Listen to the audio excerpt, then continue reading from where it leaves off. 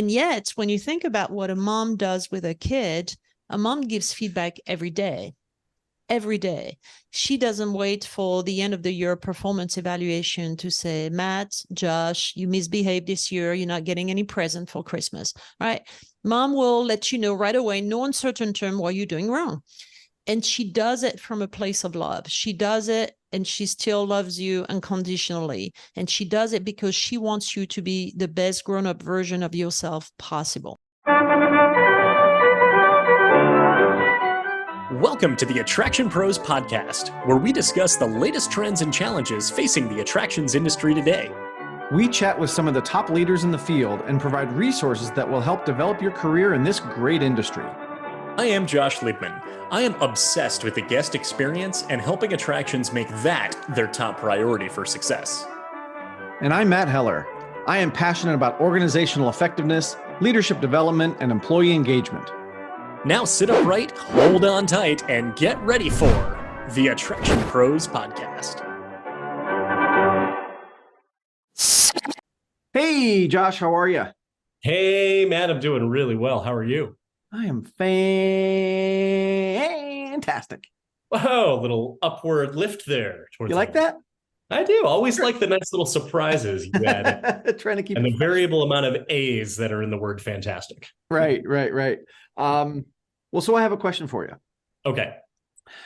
Do you remember a lesson that you've learned from your mom that you still use today? Yeah, absolutely. My mom is a clinical psychologist, so she's a therapist, and for since the beginning of her career, she's just been helping people improve their lives, helping people get better, helping people get treatment when they need it.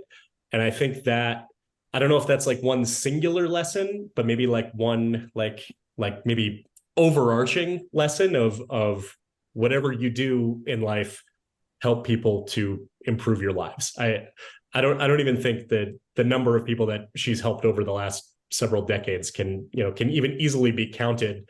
But I know that all those individual people were positively impacted.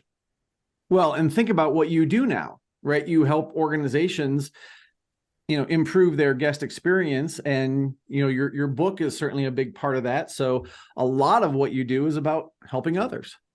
Thank you. Yeah, it's nice to look at it this way. Yeah, of course. What about you? I think one of the things that has always stuck with me about what my mom would say to me if I would start a new school or a new job, and she would always say, "Did you find some people you could be friends with?" And that was like her thing. Like, you got to find your people, got to find your tribe. And so I don't know if subconsciously now, if I go into a new situation, I'm looking for those people. Like, even networking, you and I have talked about networking a lot. And maybe that's even in the back of my mind now as I go into an IAPA networking session, or I go into a new, working with a new client. Maybe we're not going to be, longtime best friends, but we can be friendly. We can relate to people on that level. And I think that's something that, my mom really instilled in me. Isn't she also the one who said, "Hey, Matt, you should go down to Canopy Lake Park and apply for a job"? She is, absolutely. She also, after my first book was just about ready to go out, she says, "What's your second book going to be about?" Yeah. So yes, a lot of influence from mom for me. Well, the reason I asked that is because you went to Canopy, you got a job, and then built an amazing career in the industry. And so many of your best friends are within the industry. So it's almost like the really big, "Hey, did you make some friends? Did you find a career path where you're going to meet some unbelievable people over the rest of your life?" Absolutely. Hadn't thought about that connection, but yeah, absolutely. Yeah. So I think the reason why you're asking is because our guest today is Valerie Cockerell, who she's a leadership coach. She's a training facilitator with Cockerell Consulting Group. She was part of the opening team at Disneyland Paris, or actually, I guess we should say she was part of the opening team at Euro Disney, because it wasn't called Disneyland Paris when it first opened. And she has just released a book called Manage Like a Mother, which is a leadership book. It sounds unbelievable. Sounds so inspiring. And all of the leadership lessons are lessons that she learned as a mother with her children, as well as with several stories and examples and case studies as well. Well, and what's interesting is she takes those lessons that she learned as a mother, and then she says, oh, when I look at what I'm doing as a leader in an organization, it's the same thing. It's like you and I talking about guest and employee experience. It's the same thing. So I found that really fascinating to hear the parallels of those. And it makes complete sense in terms of how a mother will, invest in their children, like in terms of even reading at night. I never made that connection that the more you read to a child, the better they're going to, do in school. And then that helps their career. I mean, that's a really long-term vision and an investment that a parent makes in their child. And so you think about that from a leadership perspective. Are we creating that kind of inspiration for people to say, this is what's possible in your career here? So I think that's one lesson that I take away from that for sure. Yeah, absolutely. And, she makes it clear because you and I, we're both men. And, she stresses, she says, you do not need to be a mother to read this book and to learn from it. You don't even need to be a woman to read and learn from it, that men can gain so many examples and so many traits from it that are directly applicable in their roles as leaders as well. And she also talks about the fact that her outlook and a lot of her experiences really stem from the fact that she was an expat, right? She was born in France. She worked in the US for a while, went back to France, has been back and forth, has been all over the world. And you really get a sense of kind of what's important to people, and you get to see different cultures in action. And I think it really helps you appreciate the fact that on some level, we're all the same, right? In terms of being human beings, but there are cultural differences. And I think it's important to recognize and appreciate those as you're going to work with different people in different facets of an organization. Yeah. And she says everyone should be an expat at some point in their life, because the amount of education that you can get from that and learning how to work with other people, regardless if they are of your same nationality or not, same background or not, same culture or not, that it just makes it, I would say it just makes your life more rich, right? Mm-hmm. To be able to just have so many wonderful experiences and learn so much about people who are different from yourself. Absolutely. One of the last things that we'll kind of touch on before we get to this interview is she did talk about, bridging the gender gap. And I really felt like it was great that she started off by saying, women have to do their part. It's not just about men anointing them and saying you should be in this leadership role. Like, women have to speak up and have to get the education and have to be ready for those roles and ready for those opportunities and, do the things that will help them stand out and not just wait on someone else to hand that to them. Mm-hmm. Yes, absolutely. 100%. And then she kind of draws those parallels back to Manage Like a Mother, that if someone goes on maternity leave and they're caring for a child, they're caring for a newborn, now they have a child, they've just gained a whole new set of skill sets that they can take back to their workplace. And that might not be on a resume. That doesn't look like a previous job or your work history, but she talks about kind of that importance of recognizing where the skills are, not necessarily what the experience is. Absolutely. Well, speaking of experience, should we get to this experience with Valerie? Let's do it. Hey, Valerie, welcome to the Attraction Pros podcast. We are so excited to talk to you today. How are you? I am great. Matt and Josh, thank you so much for having me. I'm excited to start the conversation with you all. Absolutely. Absolutely. So to kick this off, can you just tell us a little bit about yourself? Tell us about your background and your career.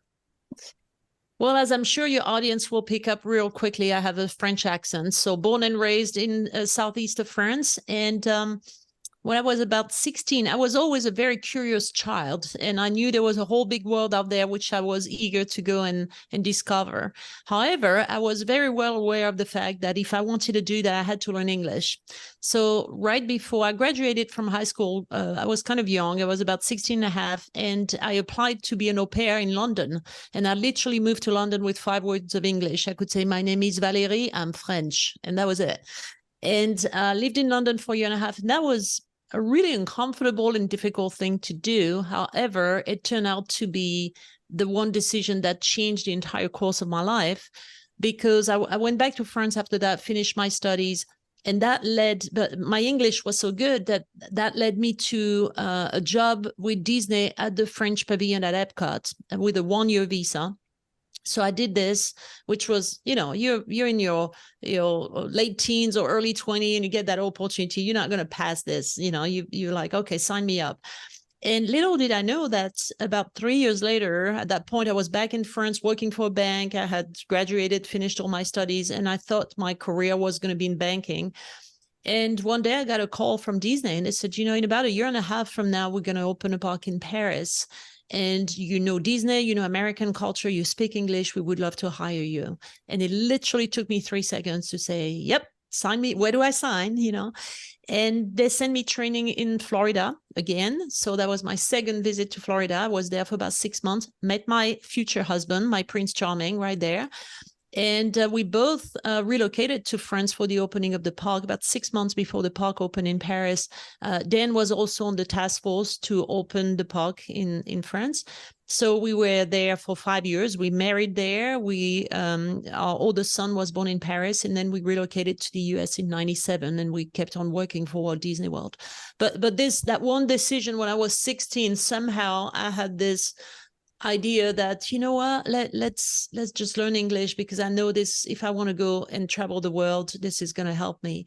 And as hard as uncomfortable it was a great decision. Sometimes you take chances, you take a risk, and you take yourself out of your comfort zone, and that turns out to be a great decision. So Valerie, I'm curious, a lot of people kind of dream about opening a new park, and you got to open the park there in Paris. What was that like, being part of that team to open up the new Disney park? It was really interesting because, first of all, we had, I don't know how many nationalities, but suddenly you have 12,000 cast members who are trying to open this park April 12, 1992.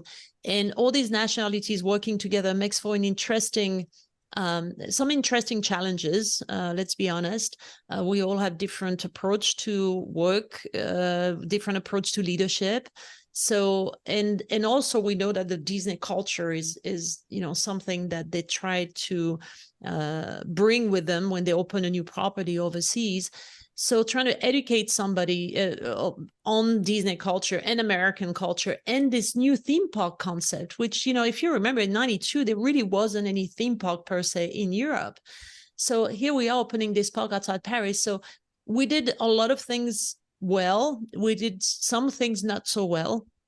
And I remember I was kind of on the fence for me because I knew Disney and I knew American culture, but I also, being French, I could see where there were some issues. And sure enough, we learned a lot in the process. I think for Disney got a lot better. That was really the first park that they opened overseas, because Japan, as we all know, is a franchise. It's run by the Oriental Land Company.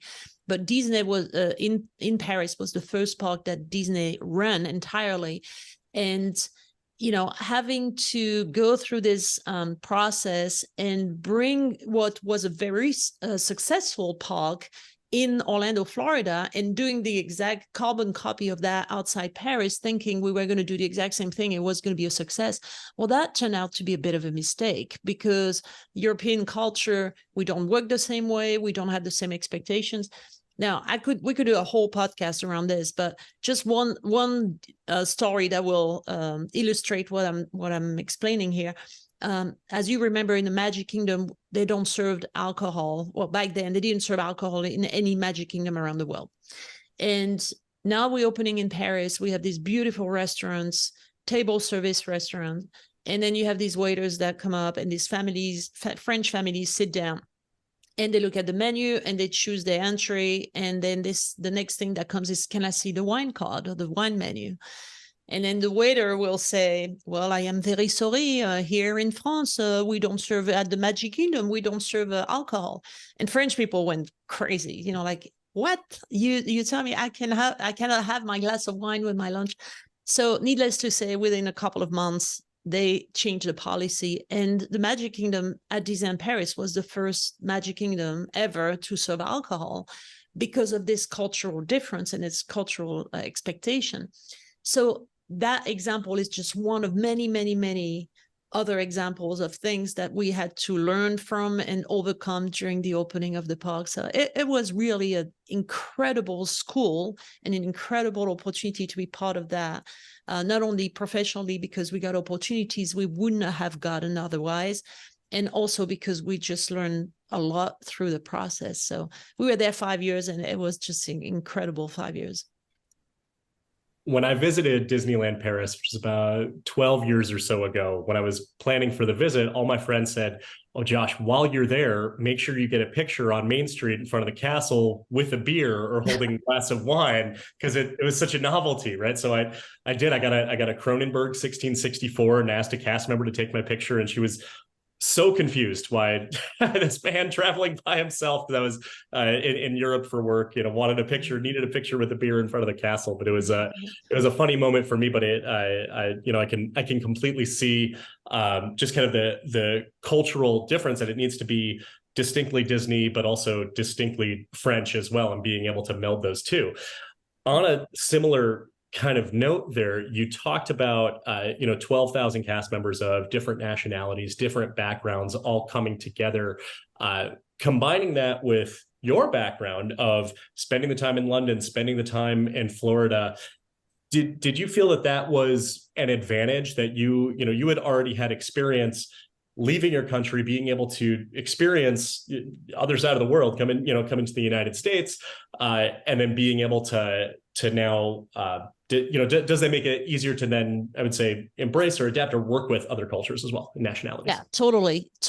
I tell you what, once you've been an expat, you will always be an expat. And what I mean by this is you develop a critical eye, and not necessarily a negative, but you develop a critical eye and you notice things. So I remember the first time when I lived in London, or the first time I lived in the US, I remember thinking, for instance, that maybe Americans were not knowledgeable about, stuff in Europe, or about geography, about history, about a lot of stuff. Because when I worked in the French pavilion, we would get all kinds of weird questions. And then in your first reaction is that negative thinking, going like, what is wrong with Americans? They don't speak foreign languages. They don't know anything about geography, And then you realize the size of this country, that okay, for instance, you'll learn French or Spanish or, at school, but you never get to practice it, because in America, you drive for 5 days and you're still in the United States of America and you still speak English. Well, if I'm in France and I drive for 5 days and I go to Moscow, I've been through 5 different countries, and I better have a way to communicate with people. So the English that I've learned at school, or the Spanish that I've learned, I get to use it. I get to practice it. So I think as a result, you find that most Europeans speak 2 or 3 languages because there's a need for it, and we get to practice it. So that's the kind of thing that you learn as an expatriate. You learn that and I always say, it's not better, it's not worse, it's different. And you really can use that critical eye. You use that too when you go back home, by the way, because I remember after my first experience at Disney, going back to France and thinking like, what is wrong with French people? They can't wait in line. They're not disciplined. You find all kinds of things that could improve in the French society. So forever now, you have this ability to kind of sit on the fence and assess and see the plus and the minuses of each culture. And I wish there were one place in the world where you would say, oh, this is the perfect place. There is no such thing. It's not better, it's not worse, it's different. If we could cherry pick the best of, we could have the perfect place. Unfortunately, we can't do that. So you learn to appreciate the little things that are great, and you learn to cope and put up with the things that are not so great. And that's what life is, and that's part of the learning. So I think it's a beautiful thing. I tell my children, and I tell young people, I said, you have to be an expat once in your life. And it shows you that everybody lives in a different manner. There is so much out there, and there's so much value in that diversity, and you need to embrace it and learn from it. And sometimes it's hard, but it's something that helps you in many, many ways in your professional life and in your life in general. So, Valerie, I'm wondering if we could maybe go a little deeper into that that conversation and talk a little bit about leading different cultures. So for example, you have people from the US that we'll just say maybe are led in a certain way. And then are there differences when you're leading a French team or, a team from another culture? I'm curious if you can kind of give us some insight into those kind of things.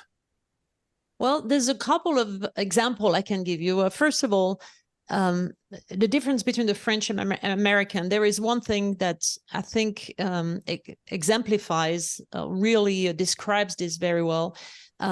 We always say that Americans live to work. In America, their job is very much their identity. This is how they define themselves. In France, people work to live. Their priority is living and having a good life. And you can know somebody in France for 10 or 15 years and only vaguely know what they do for a living, because this is not how people describe themselves. This is not how they identify themselves. In America, you meet somebody within the first 5 minutes, hey, what do you do for a living? And I work for this company, or, whatever, because that's so much part of their identity. So that means that in practice, in the work environment, I wouldn't say the commitment is not there on the French side, but they approach work in a totally different way. I think the level of engagement and ambition that you see in America, you may not see it in France, because there's other things. I think French people are better at balancing their life. And I generalize, right? Every so often you're going to find somebody who doesn't fall in these criteria. But generally, I think French people will be more engaged in their life. You talk with French people around the table, they're going to talk about the food and the wine and where they go on vacation, and not so much about their career. That's just not how they define themselves. So that's interesting. And then in terms of a tactical thing, one of the things I discovered is, and maybe this is particular to Disney culture, feedback or negative things is something that is very subtle in America. You have to read between the lines, and in Europe we're very blunt. We will tell. I remember presenting a project to the vice president of merchandising at Disneyland Paris, and he was a Frenchman. And by that point, we had a lot more French people, and most of the task force had left and returned back to the US. And I remember presenting this thing, and he told me, well, this is never going to work. So you need to start from scratch and, start over. And it was pretty blunt. And being a French person, I was okay with that. Now, take the same situation a couple of years later, me working at Walt Disney World now in an American environment. And I remember a vice president, we were working on the Millennium Project at Epcot, which involved a lot of rehabbing a lot of stores and stuff. And I remember her saying to me, Valerie, have you thought about this? And I responded, I'm not sure what I gave her as an answer, but I was a little bit dismissive of what she said. And somebody who was a good friend, and fortunately somebody who was very comfortable giving me feedback, said, Valerie, when the vice president tells you, have you thought about this? That means you really need to consider, and you really should be doing it. And I was confused. I'm like, why wouldn't she say so? And it's like, well, that's not the way we work here. So I had to learn to adapt to this and be more careful and pay attention to those little signals, I think my biggest takeaway there is that Americans can learn so much from the French work culture, or European in general. Just from the first one you said of just what is it? Americans work to live. French people, the French culture lives to work. We've had this conversation a few times on the podcast, as far as we're notorious for being workaholics and not taking our vacation time. And I think there's probably even just a leadership lesson in there for leaders in the United States to embrace more of the lives, the personal interests and hobbies of their employees. And if they can amplify that side of their life, they'll probably enjoy work more because they're enjoying life more, I'm guessing. Yeah. Yeah. And when you burn out and you're tired and you're exhausted, you're not a good leader anyway. You're not a good leader. You're not a good parent. You're not a good person. You're not creative, right? Because you're not creative sitting behind your desk in your office. You're usually creative when you're outside, or you're on vacation, or you are relaxed, or you're exercising, or you're in the shower, for that matter.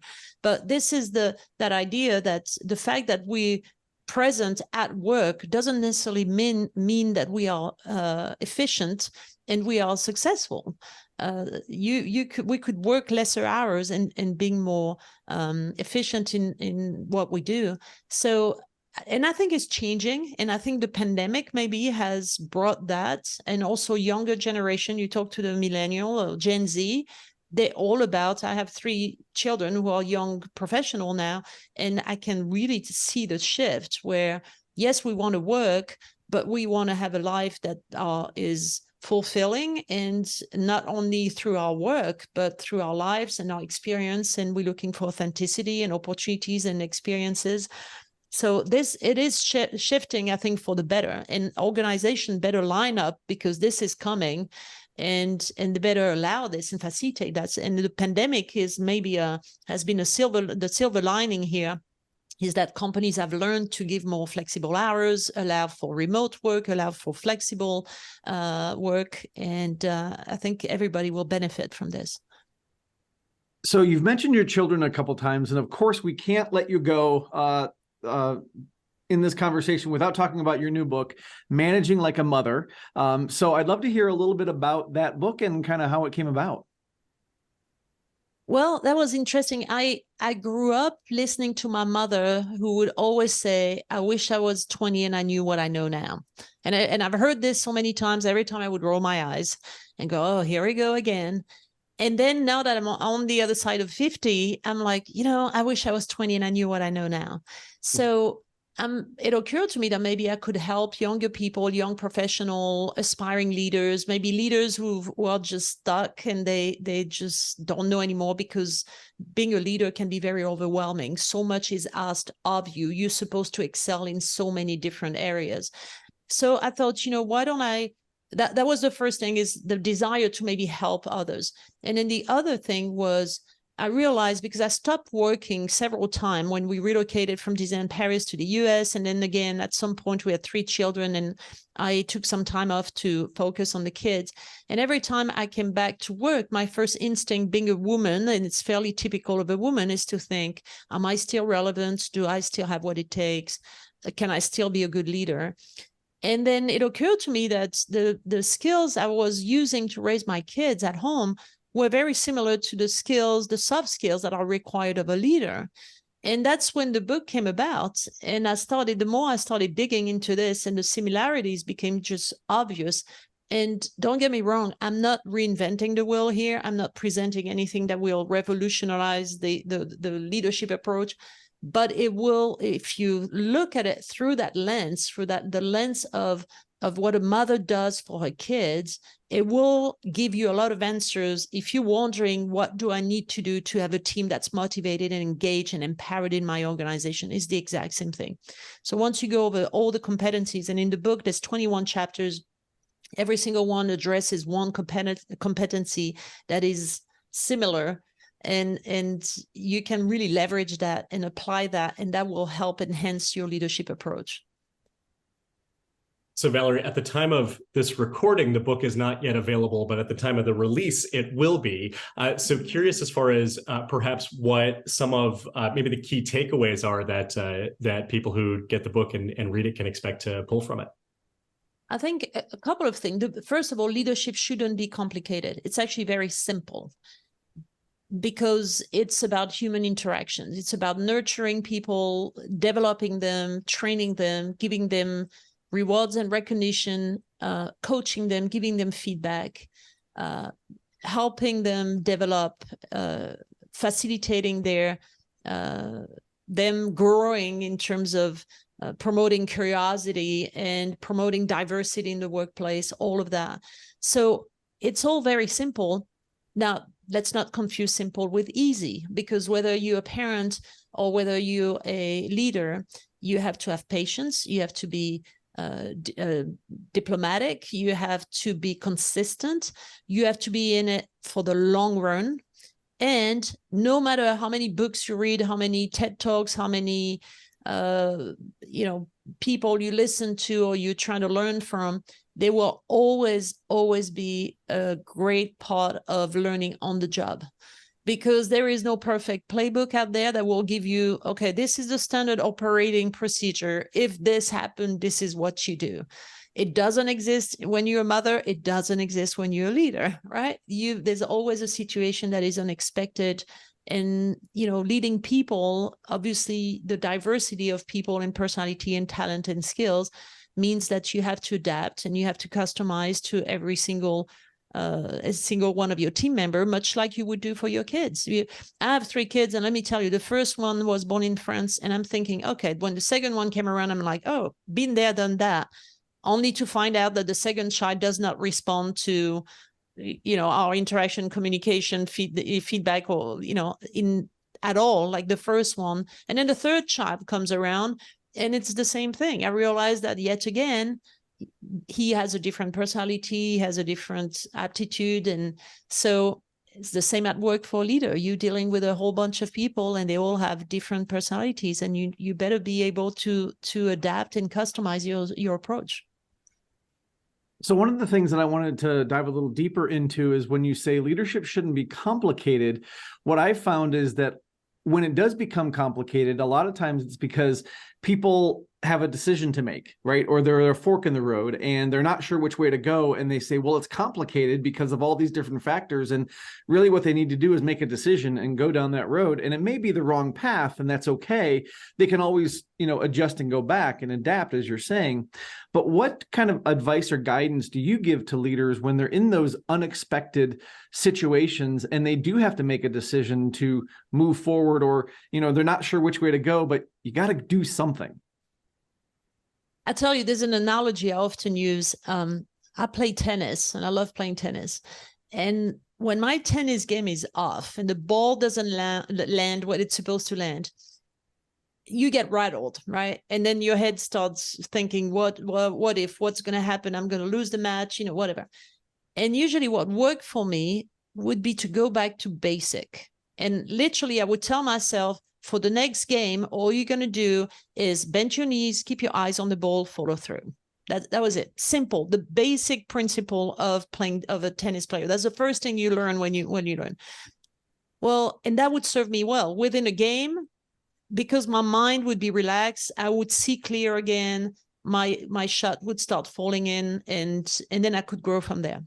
So my recommendation to leaders is, when you get in that situation where it feels like the whole world, your head is spinning, you just don't know, you can't catch your breath, you don't know where to go, and you can't make that decision, go back to basics. Take care of people, go to this basic leadership principle for a little while, and that will get you grounded, and then you can build from there, and then there'll be clarity, and you'll be able to take a decision, and it may end up being a wrong decision, but because you're taking care of the basic things, you are going to be okay. So this is the way I simplify it and try to relieve. Often we can't make a decision because we can't see through the forest, right? So going back to basics will bring back clarity. The steam will go off a little bit, so you can just relax and be clear-minded and make an educated decision, and probably a better decision that if you're trying to make it while you're in the middle of the fray, if that makes sense. So. Mm-hmm.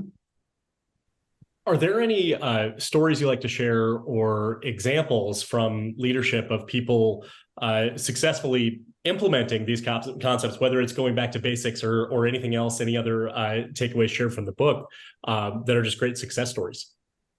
Well, I think, many of the competencies of the mothers apply, and some of them are more obvious, and I think they easy to implement for a leader. And I'm thinking, among other things, about giving feedback. That's something that we're very uncomfortable with, and everybody tries to, avoid it or delay, or we tend to procrastinate with this because we're all very uncomfortable. And yet, when you think about what a mom does with a kid, a mom gives feedback every day. Every day. She doesn't wait for the end of the year performance evaluation to say, Matt, Josh, you misbehaved this year. You're not getting any present for Christmas, right? Mom will let you know right away, no uncertain term, what you're doing wrong. And she does it from a place of love. She does it, and she still loves you unconditionally. And she does it because she wants you to be the best grown-up version of yourself possible. So when you're a leader and you're reluctant, or you delaying giving feedback, or you're uncomfortable with something, with having to do that for somebody who works on your team, think about this. Go back and look at it as a gift. You're giving them a gift to become a better performer, and you helping them to just really correct a behavior. You're not there to judge their character. You're there to correct a behavior. Mothers understand that. And it comes very instinctively for a mother. So why can't we do the same thing in the business world? So, I am here. Let me tell you how you can be a better performer for me. And let me explain to you what's happening here and how it impacts the rest of the organization, or it impacts your overall performance. And let's work on this. And doing this, approaching it from this angle, it makes it so much easier to give. And much easier to receive also, because when you have somebody who gives you feedback and says, this is, I'm doing you a favor, I'm trying to make you a better person here. And it's a lot easier to accept it, and you can't be in denial. You have to embrace it and improve. So I think there's many competencies like this that leaders can leverage from a mother's playbook and make their own life a lot easier. So. Well, Valerie, you're making me miss my mom, because I know that I've certainly learned a lot of lessons from my mom and my dad. But I think we all recognize that not everybody had the same upbringing, right? Not everybody had the same maybe loving family that hopefully the three of us did. So how do we maybe get some of those lessons to them where they grew up very, very differently than what you might be describing in the book? Yeah. I tell you, often I get that question, or people tell me, is this a book just for mothers? And I say, no, you don't have to be a mother. You don't even have to be a woman to learn from the book. And here's why. We all have in our life a mother or a mother figure. It could be a grandmother. It could be somebody else. And we've been on the receiving end of their parenting, of the mothering, right? And then you can remember those times when you felt like $1 million because your mom was being supportive, encouraging, she was empowering you, she was giving you responsibilities, and you feel great. You remember that feeling, right? You also remember the times when your mother maybe had not set expectation very clearly, and then she would hold you accountable. And then that felt unfair, right? So bottle that up and remember that. And remember now, think about the people who work for you, and remember how important it is to set expectation clearly so that when you hold them accountable, it doesn't feel unfair. Remember that how it felt when your mom was empowering you or giving you, encouraging you, and now that felt. And so that you remember to do that for your team members. So I think even if you're a man, all you have to do is reflect back on how you grew up and what you learned. And mothers are not perfect. I certainly wasn't a perfect mother or a perfect leader for that matter. But I remember, I see my mistakes. And I also remember when my mom, who was not always perfect, when she did something that was unfair, and I take that learning and said, now I know what it is to be on the receiving end of that, and I need to get it right. So you can even learn from your mother's mistake and use that to better understand the impact of emotional intelligence on what is it like when somebody gives you feedback out of a place of love, when somebody encourages you, when somebody supports you, when somebody has a long-term vision for you. Mothers do that. They know that they got to read a book with their kid every night because they know that that's going to make the child an avid reader. And if the child likes reading, the child's going to have his education will come a little easier. And if education is great, they get a great education, there's a better chance they're going to be able to have the career of their choosing. So mothers, they already project themselves, in the long term. Leaders need to do that too, because sometimes we get buried in the everyday operation of a business, and we forget to look down the line and think about, what's our vision here? What are we trying to accomplish 5 or 10 years down the road? So so many things. Again, you don't have to be a mom to read the book and learn from it. And the way I wrote the book, in each chapter, I start the chapter with a story of something, an anecdote or incident, something that happened with my kids. And then the second half of the chapter, I extract the learnings from it. And what I'm hoping is when people see the story, it triggers like, oh yes, I can relate. I know exactly what she's talking about, because either I experienced the same thing as a mother, as a parent, or I experienced the same thing as a child.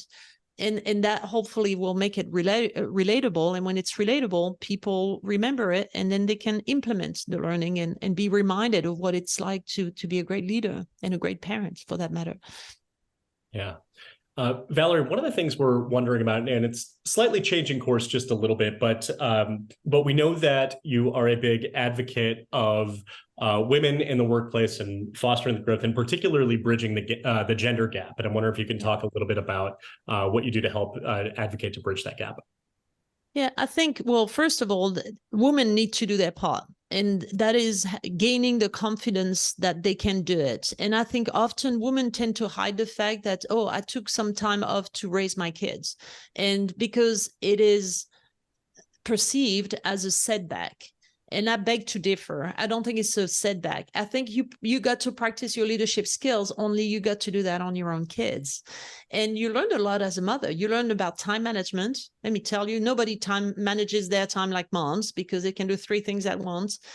You learn about managing conflict when you have more than one kid. When you have a minivan with 3 kids at the back who are nagging at each other, trust me, you learn very quickly how to deal with that kind of situation. You learn how to deal with crisis situations. Somebody falls and gets hurt and needs to go to the emergency room. You know what it takes to deal with those situations. So if anything, a mother, a woman who stays at home keeps growing. And I think if anything, she hones her leadership skills while she's raising her kids. So what I'm hoping is this will help give women more confidence that when they go back to the workforce, they have those skills and they've sharpened those skills, and they should advocate for that.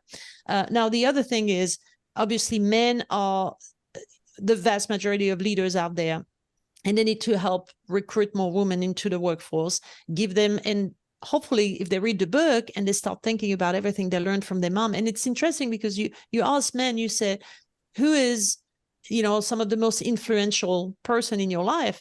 The vast majority of people will say my mom.